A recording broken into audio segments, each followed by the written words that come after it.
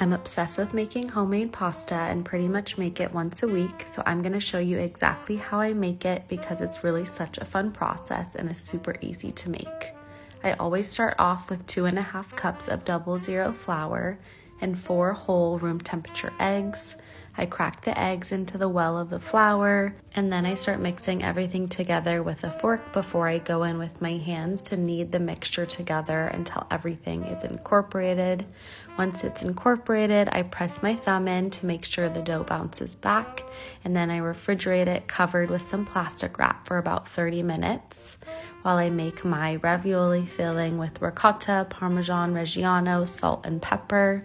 I use my KitchenAid and my pasta attachment to thin out the pasta dough, always making sure to fold the dough over a few times on itself before I really start thinning it out. And then once the dough is nice and thin, I get out my ravioli maker, dust it with some flour, lay one of the pasta sheets down, then start adding the ravioli filling, using some water in between each of the ravioli before I lay the pasta sheet on top.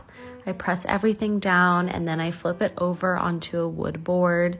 The wood board is super helpful to make sure the ravioli doesn't stick. And then I use a ruffled edge pasta cutter to cut out the ravioli.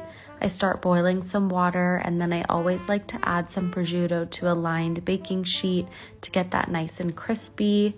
I start browning the butter and then add in the sage, cook the ravioli, and then add the ravioli to the sauce. Mix everything together, and here is the final product.